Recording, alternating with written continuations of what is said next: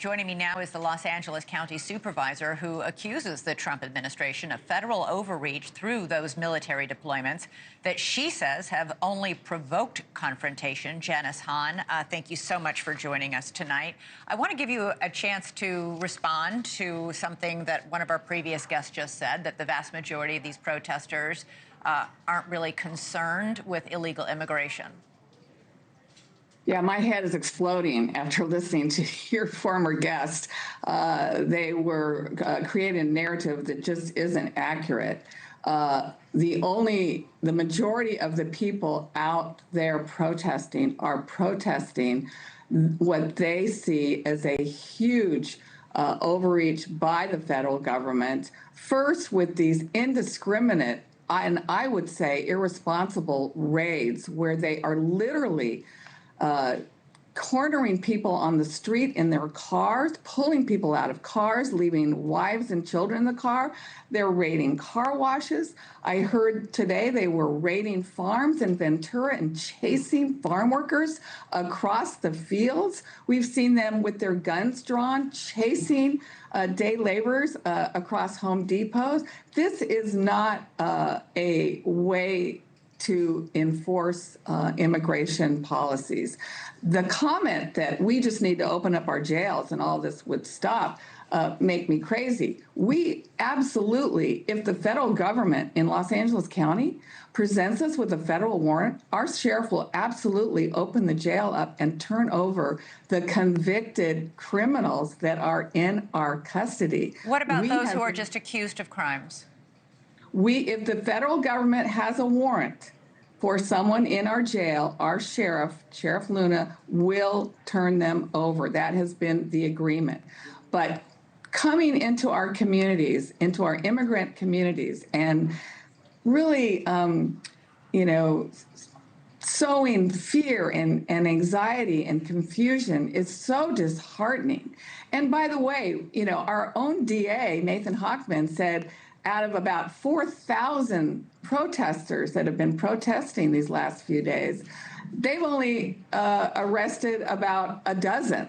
So 99.99% of the residents of Los Angeles County have not been engaged in violence. So I don't know I don't know where a dozen or what charges you're. I know there were 200 arrests just last night for failure to disperse. Well, and I will tell you about the 200 last night. 203 were arrested for failing to disperse, not for violence. So that was after the curfew was instigated. So they were arrested because they failed to disperse, not because they were violent. So who are these bad actors? Do you have any idea? Because it hijacks what might be legitimate civil protest, peaceful protest, and gives people the excuse to say they're just agitators looking to, to loot a store or throw a Molotov cocktail at a police officer. Absolutely. And you know what, Elizabeth, we see these agitators every time there's an incident. We saw them in 2020 after George Floyd was murdered. We see them, frankly, after every Laker championship or Dodger championship. They're the ones lighting the trash cans on fire and pushing vehicles over. But the majority of people are here who are protesting these indiscriminate raids on families, on working people, on the good people in our community, in our churches, in our schools, in our neighborhoods. That's what they're protesting. Look, when Trump came into office and appointed my fellow colleague in Congress, Kristi Noem, to be his Secretary of Homeland Security, he pretty much told the American people, we're going to go after these violent criminals. We're going to go after the gang members. And now they have really widened that dragnet and are assuming that everyone who is in this country who does not have documents is a criminal. And by the way, I served in Congress for 5.5 years. You know how many times we tried to get a good immigration policy put forward?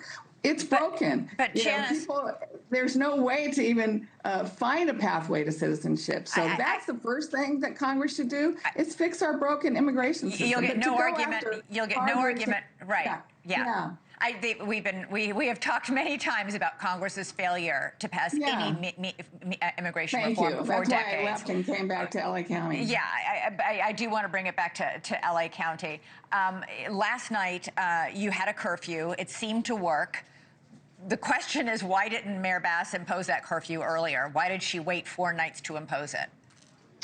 Well, I think it's, anytime that you impose a curfew, you have to confer with your law enforcement and with leaders in the city to make sure everybody's on the same page. Because as soon as you institute a curfew, of course, you have to make sure that your law enforcement is then willing to enforce it. So there's some prep that has to be done before you institute a curfew. We had curfews during COVID. We've had other curfews. And it's a measured approach that the mayor can take. But I think it clearly worked. It clearly worked. And after, 4 pretty bad nights, a lot of questions as to why she didn't do that sooner. I do want to ask you about one other. Again, let me just stop you. There is 1 square mile of Los Angeles where this is taking place. Okay, in LA County, there's 4,000 square miles. There's 500 square miles in LA. We're talking about 1 square mile where these protesters and some agitators have decided to congregate. And that's what she is targeting. I want to ask you about something that a lot of people online and around the country have noticed in these protests. Some have taken offense at the fact that the Mexican flag has been waved around. In one case, an American flag was burned. Why is this happening? Why are so many of these protesters waving the Mexican flag? And can you understand the reaction from some pockets in the country that are saying, hey, if that's how you feel, go back to Mexico? I hear that. It certainly doesn't bother me. We are a county of immigrants.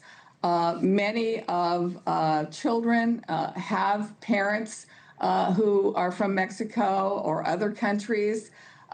We have, hundreds of languages that are spoken here in LA County. We kind of welcome everybody and treat everybody. Our consul generals from all these countries meet regularly with us to talk about those that are in the county and how they can help them. It doesn't really bother me. I think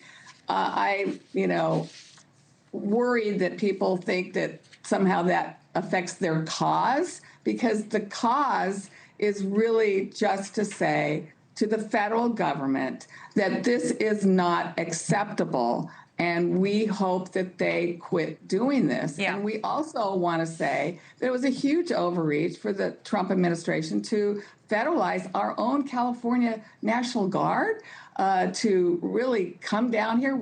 Our governor didn't ask for them. Our mayor didn't ask for them. And now to think that there's active duty Marines that are being deployed to Los Angeles, by the way, at the cost of about $134 million to taxpayers in this country. So we just feel like this is, kind of theater for the Trump administration, and we don't like to be used that way. And I'm going to tell you, the immigrant families in my particular district in LA County have had a really, really hard time with this. Yeah. They are suffering. They are weary. Okay.